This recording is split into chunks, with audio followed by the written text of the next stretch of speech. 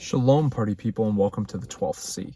Proverbs Chapter 5, starting on 733 and going to 734. And then Matthew 18, verses 12 through 14, and then 23 through 35 on page 940 and 941 in the Scriptures 2009, respectively. My son, listen to my wisdom. Incline your ear to my understanding, so as to watch over discretion, and your lips guard knowledge. For the lips of a strange woman drip honey, and her mouth is smoother than oil. But in the end she is bitter as wormwood, sharp as a two-edged sword. Her feet go down to death. Her steps lay hold of Sheol. She does not consider the path of life. Her ways are unstable. You do not know it. So now, listen to me, you children, and do not turn away from the words of my mouth. Keep your way far from her, and do not come near the door of her house, lest you give your splendors to others, and your years to the one who is cruel, lest strangers be filled with your strength, and your labors go to the house of a foreigner. Then you shall howl in your latter end, when your flesh and your body are consumed, and shall say, how I have hated discipline, and my heart has despised reproof, and I have not heeded the voice of my teachers, and I have not inclined my ears to those who instructed me. In a little while I was in all evil, in the midst of an assembly and a congregation. Drink water from your own cistern, and running water from your own well.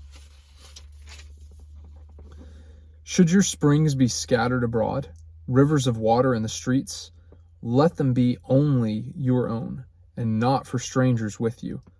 Let your fountain be blessed, and rejoice with the wife of your youth, a loving deer and a pleasant doe. Let her nipples satisfy you at all times, and be captivated by her love always. For why should you, my son, be captivated by a strange woman, and embrace the bosom of a foreigner? For the ways of a man are before the eyes of Yahweh, and he considers all his paths. The wrong one is entrapped in his own crookedness, and he is caught in the cords of his sin. He dies for lack of discipline, and in the greatness of his folly, he goes astray. Matthew 18, 12 through 14, 23 through 35 on page 940 and 941. What do you think if a man has 100 sheep, and one of them goes astray? Would he not leave the 99 on the mountain and go seek the one that is straying? And if he should find it, truly I say to you, he rejoices more over that sheep than over the 99 that did not go astray. Thus it is not the desire of your Father who is in heaven that one of these little ones should be lost.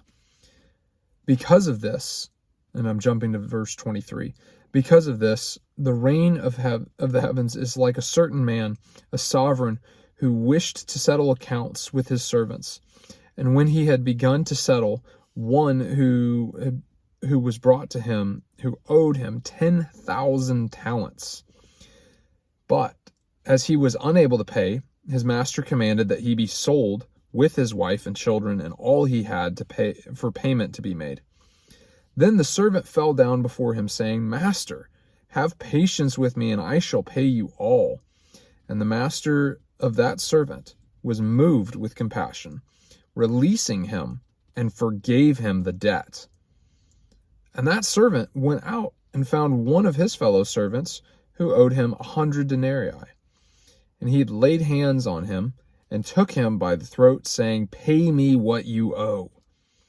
Then his fellow servant fell down at his feet and begged him, saying, Have patience with me, and I shall pay you all. But he would not, and went and threw him into prison till he should pay the debt. And when his fellow servants saw what had been done, they were deeply grieved, and came and reported to their master all that had taken place.